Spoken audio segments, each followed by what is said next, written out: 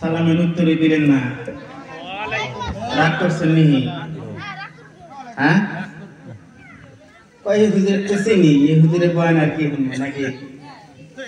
এবার তো মনে হইতেছে মনে হয় রাগ করছেন, এরকম রাগ করে বসে হয়েছেন। আসসালামু আলাইকুম রাহমাতুল্লাহি ওয়া বারাকাতুহু। আরো জোরে সালামের উত্তর।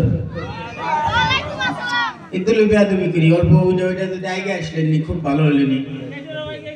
সবাই গাইছেন লা ইলাহা, আরো জোরে লা ইলাহা, আরো জোরে লা ইলাহা, লা ইলাহা ইল্লাল্লাহু মুহাম্মাদুর রাসূলুল্লাহ সাল্লাল্লাহু আলাইহি ওয়াসাল্লাম।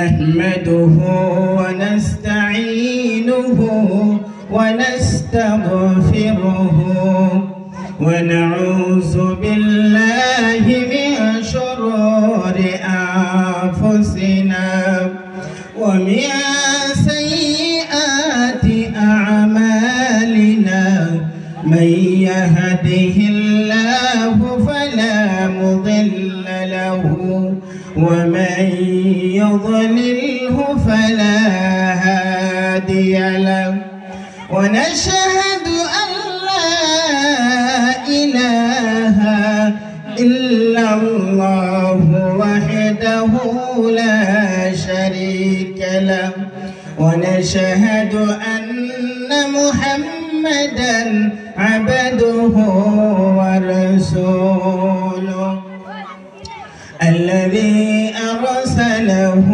بالحق بشيرا ونذيرا وداعيا إلى الله بإذنه وسراجا منيرا. أعوذ بالله من الشيطان الرجيم. بسم الله الرحمن الرحيم. ألف لام ميم. ذلك الكتاب لا ريب فيه هدى للمتقين. وقال تعالى في موضع آخر إن كنتم تحبون الله فاتبعوني يحببكم الله ويغفر لكم ذنوبكم والله غفور رحيم. وقال تعالى في موضع آخر إن كنتم في ريب مما نزلنا على عبدنا فأتوا بسورة من مثله وادعوا شهداءكم من دون الله إن كنتم صادقين. وقال النبي صلى الله عليه وسلم من أحب سنتي فقد أحبني ومن أحبني كان معي في الجنة. وقال تعالى في موضع آخر إن الله وملائكته يصلون على النبي يا أيها الذين آمنوا صلوا عليه وسلموا تسليما. درود اللهم صل على مولانا محمد وعلى آل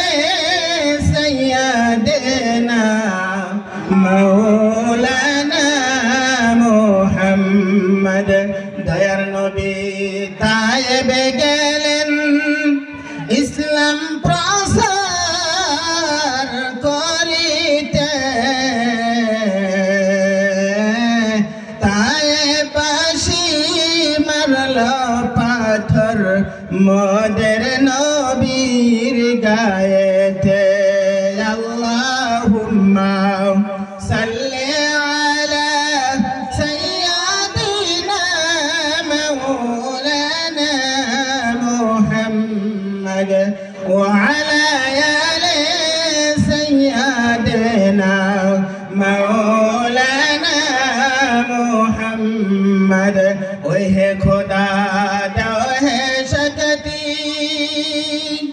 जबानिया আমারো আমি জানি বলিতে পারি ওই না তোমার কালাম আল্লাহুম্মা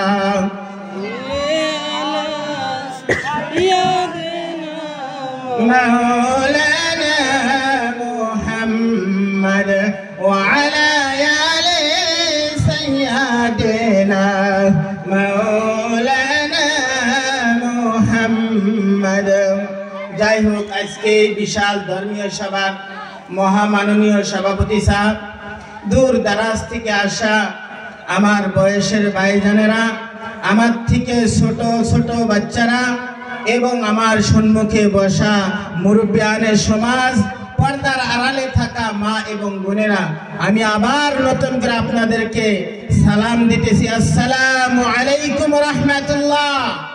আফসোসের বিষয় ভাইরা উত্তরে গ্রাম পশ্চিমে দক্ষিণে গ্রাম এই গ্রাম তো কত লম্বা গ্রাম তাই না আর আমাদের জলসায় এই মজমায় অল্প কিছু মানুষ আলহামদুলিল্লাহ আল্লাহর হাজার শুকরিয়া এই কয়জন মানুষ এই ঠান্ডার ভিতরেও যে সাইনামার নিচে বসে আছে আল্লাহর নবী সাল্লাল্লাহু আলাইহি সাল্লাম বলেছেন যে আল্লাহ রাব্বুল আলামিন ওই মানুষগুলোর দ্বারাই দ্বীনি খিদমত নেয় যে মানুষগুলোকে আল্লাহ রাব্বুল আলামিন কবুল করে চিৎকার মেরে বলেন সুবহানাল্লাহ। এই হাদিসের দ্বারাই বোঝা যাচ্ছে কি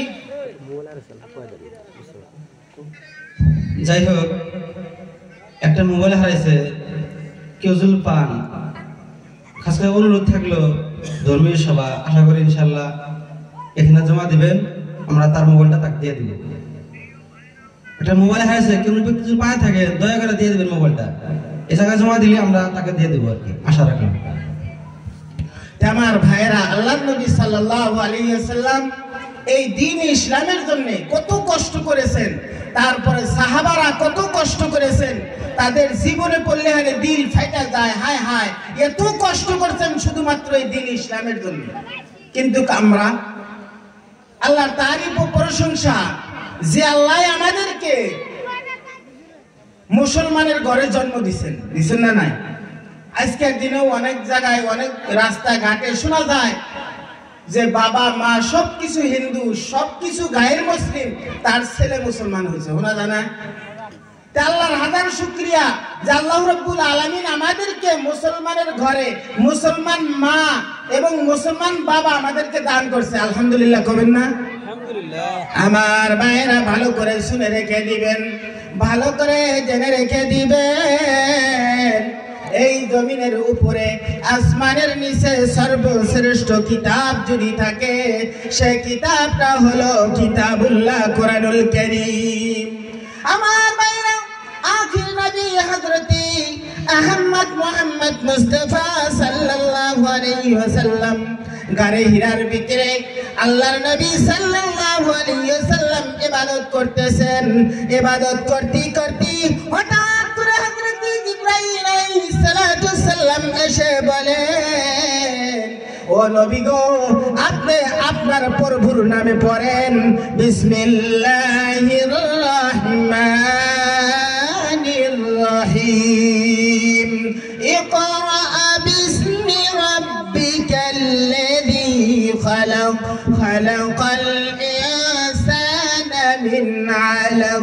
যখন নবীকে এই কথা বলা হলো হযরত জিবরাইল আলাইহিস সালাতু ওয়াসসালাম এই কথা বললেন, বলা মাত্রই নবীজি বলেন, বুখারী শরীফের riwayat, নবীজি বলেন, মা আনা বিকারি, আমি কোনো লেখাপড়া জানি না।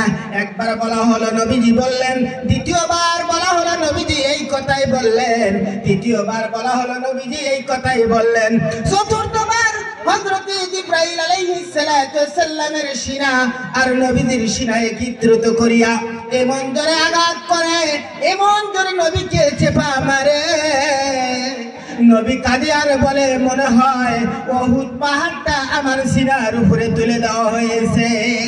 আমার ভাইরা, হযরত খাদিজাতুল কুবরা রাদিয়াল্লাহু তাআলা আনহা নবীজিকে সকালে এবং বিকালে খানা পৌঁছাইতো। আমার ভাইরা, ওই দিন যখন বিকালে হযরত খাদিজাতুল কুবরা রাদিয়াল্লাহু তাআলা আনহা নবীজির কাছে চলে গেছে, নবীজি দাঁড় দাঁড় করে কান্দে আর বলে, ও খাদিজা, তুমি জানো নাকি? বলে কি? বলে হযরতে জিবরাইল আলাইহিস সালাতু ওয়াসসালাম এসে আমাকে এমন ভাবের আঘাত করেছিল, সেই আঘাতের জন্য আমার নবীর জ্বর এসে গিয়েছে। আমার ভাইরা, নবীজি এত কষ্ট করেছেন, এত পরিশ্রম করেছেন শুধুমাত্র দ্বীন ইসলামের জন্য। চারবারে মাথায় যখন এরকম করে, তখন হযরত জিবরাইল আলাইহিস সালাতু ওয়াসসালাম বলেন যে আপনি পড়েন, ইকরা বিসমি রাব্বিকাল্লাযী খালাক, খালাকাল ইনসানা মিন আলাক। সঙ্গে সঙ্গে নবীজি এই সূরার 5টি আয়াত তেলাওয়াত করে চিৎকার মেরে বলেন, সুবহানাল্লাহ। আমার ভাইরা, আখির নবী হযরত আহমদ মুহাম্মদ মুস্তাফা সাল্লাল্লাহু আলাইহি ওয়াসাল্লাম দ্বীন ইসলামের জন্য এত কষ্ট করার পরে আমাদের কাছে দ্বীন ইসলাম পৌঁছেছে, আমাদের কাছে কিতাবুল্লাহ, বরকতীয় কিতাব আমাদের সম্মুখে পৌঁছে গিয়েছে। হাজার হাজার মিসাল আছে, হাজার হাজার উদাহরণ আছে এই সম্পর্কে, যে এই কিতাবুল্লাহ কিভাবে আসলো, নবীজি কিভাবে দ্বীন ইসলাম একের পর এইভাবে কিয়ামত পর্যন্ত যে চলেই থাকবে দ্বীন ইসলামের চর্চা। আল্লাহ রাব্বুল আলামিন কোরআনুল কারীমের ভিতরে বলেছেন, ওয়া রাফা'না লাকা যিকরাক, হে নবী আপনি চিন্তা ফিকির করেন না, কাফেররা মুসলমান হয় না তার জন্য চিন্তা করেন না, আপনার জিকির, আপনার কথা কিয়ামত পর্যন্ত আমি আল্লাহ জিন্দা রাখবো। চিৎকার মেরে বলেন সুবহানাল্লাহ। আমার ভাইরা, হযরত ওমর রাদিয়াল্লাহু তাআলা আনহু, ইনি তো সর্বপ্রথম কাফের ছিল। হযরত ওমর রাদিয়াল্লাহু তাআলা আনহু পুরা আরবের ভিতরে লিডার ছিল, কাফেরদের সরদার ছিল। যে রাস্তা দিয়ে হযরত ওমর রাদিয়াল্লাহু তাআলা আনহু যাইতো, সেই রাস্তা দিয়া কোনো মানুষ চলাফেরা করতো না, এত ভয় পাইতো। আমার ভাইরা, নবীজি দোয়া করলেন, আল্লাহ তুমি 4 জন কাফির আছে, এই বড় বড় কাফিরের লিডার, এই 4 জনের ভিতরে থেকে তুমি আল্লাহ একজনকে হেদায়েত দান করো। আমার ভাইরা, নবী যখন দোয়া করেছে, আল্লাহ সহ্য করতে পারে নাই, আল্লাহর আরশে আজিম পর্যন্ত কেঁপে গিয়েছে। আল্লাহ দোয়া কবুল করে, সেই দোয়াটা কবুল করে হযরত ওমরকে আল্লাহ রাব্বুল আলামিন মুসলমান বানায়া দেয়। আমার ভাইরা, হযরত ওমর রাদিয়াল্লাহু তাআলা আনহু নবীজির মাথা আনার জন্য চলে যায়। রাস্তার মাধ্যমে একজনের সাথে সাক্ষাৎ হয়ে যায়, এক সাহাবীর সাথে সাক্ষাৎ হয়ে যায়। যখন সাহাবীর সাথে সাক্ষাৎ হয়ে যায়, সাহাবী জিজ্ঞাসা করে, ওমর তুমি কোথায় যাও? বলে, যে ব্যক্তি রাসূল পাক সাল্লাল্লাহু আলাইহি ওয়াসাল্লামের মাথা আনবার পাবো, সে ব্যক্তির জন্য 1000 উট রয়েছে, আর অন্য অন্য মাল মাত্রাও দেওয়া হয়ে যাবে। আমার ভাইয়েরা, যখন এই কথা বলা হলো, বলার সঙ্গে সঙ্গে হযরত ওমর রাদিয়াল্লাহু তাআলা আনহুকে বলা হয় যে তুমি খবর নাও তোমার বোনের বাড়িতে। আমার ভাইয়েরা, হযরত ওমর রাদিয়াল্লাহু তাআলা আনহুর বিবির হযরত ওমর রাদিয়াল্লাহু তাআলা আনহুর বোনের নাম ছিল ফাতিমা। দৌড়ায় যায় ফাতিমার বাড়িতে। হযরত ফাতিমার বাড়িতে যখন পৌঁছে যায়, দেখে যে ঘরের ভিতরে আস্তে আস্তে করে সূরা তিলাওয়াত করতেছে। যখন সূরা তিলাওয়াত করতেছে, হযরত ওমর রাদিয়াল্লাহু তাআলা আনহু সর্বপ্রথম কিছু শুনেছে, শোনার পরে এবার রাগান্বিত হয়ে তার বোন ফাতিমা রাদিয়াল্লাহু তাআলা আনহাকে মারপিট করেছে। আমার ভাইরা, যখন ওই কিতাবুল্লাহর আয়াত শুনেছে, শোনার পরে এবার হযরতে ফাতিমা রাদিয়াল্লাহু তাআলা আনহাকে বলে, তোমরা কি তিলাওয়াত করলা, তোমরা কি পড়লা, ছোট্ট একটি সূরা আমাকে শোনায়া দাও। ফাতিমা রাদিয়াল্লাহু তাআলা আনহা বলে, তুমি এক নাম্বার শুনতে পারবা না, তুমি কাফের, তুমি গোসল করে আসো এবং কি ওযু করে আসো। যখন তুমি গোসল করে ওযু করে চলে আসবা, আসার পরে আমি ফাতিমা রাদিয়াল্লাহু তাআলা আনহা তোমাকে কোরআন শোনাবো। যখন গোসল করে ওযু করে চলে আসলেন, চলে আসার পরে হযরত ওমর রাদিয়াল্লাহু তাআলা আনহু জার জার করে কান্দে আর বলে, ফাতিমা রে, যে নবীর গর্দান নেওয়ার জন্য, যে নবীর মাথা নেওয়ার জন্য আমি ওমর এসেছি, সেই নবীকে আল্লাহ ঈমান নামের দৌলত দিয়ে মালামাল করে দিল। চিৎকার মেরে বলেন সুবহানাল্লাহ। সেই কোরআন আমাদের সম্মুখে। তো সময় খুব কম, তেল লম্বা করি না, বক্তাও ভালো ভালো জাননেওয়ালা আলিম রয়েছে আমার পিছনে, তে সময় বেশি নষ্ট করি না, ঠান্ডাও বেশি, তাই না? আমরাই বাড়িতে সভা দিয়া যদি আমরাই নাচি, কবিদের দেওয়া হুজুরের অবস্থা। হুজুররাই সভা দিছে, হুজুররাই নাচতেছে, মাসে চান্সই দিতেছে না নাকি? তাই আমি ওইরকম লম্বা করবার চাই না। যদি ভুল ত্রুটি হয় ক্ষমা করবেন বলে আমি আশা রাখি। আর আপনাদের কাছে একটাই অনুরোধ, সারাদিন কান্না সই করার পরে যদি বিকালে হাজিরা না দেয় খুব রাগ হবে কিন্তু, ঠিক না? ঠিক কিন্তু কেটা? এই শীতকালে সারাদিন এখানে থাকবেন, সবার শেষে আল্লাহর কাছে কিছু চাবেন না। যদি না চান আল্লাহ দিতেও পারে, নাও পারে, কিন্তু পারে না? নাই। যদি আমরা আল্লাহর কাছে কিছু চাই, আর শেষ ভাগে, রাত্রের শেষ ভাগে কিন্তু আল্লাহ এই আসমানের উপরে আসে, আসমানের উপরে এসে এলান করে, হে বান্দা তুমি কি চাও? কি আমার কাছে রিজিক চাও? তাড়াতাড়ি চাও, আমি তাকে রিজিক দান করব। কি আমার কাছে বেমারের থেকে মুক্ত চাও? তাড়াতাড়ি চাও, আমি তাকে বেমারের থেকে মুক্ত করব। কি আমার কাছে কর্জ ঋণের থেকে মুক্ত চাও? তাকে আমি ঋণের থেকে মুক্ত করে দিব। এলান করে আল্লাহ, আল্লাহ স্বয়ং এই আসমানে এসে এলান করে। হইতে পারে ওই টাইম আমরা চাইলাম আল্লাহর কাছে, আল্লাহ কি দিব? আমাদের দিব না? নিশ্চয় দিব সেই টাইমে। ইনশাআল্লাহ আমার অনুরোধ একটাই, যে আখিরি মোনাজাত না হওয়া পর্যন্ত আমরা ইনশাআল্লাহ কেউ যাবো না এখান থেকে, নাকি? এই বলে শেষ করলাম। ওয়া মা আলাই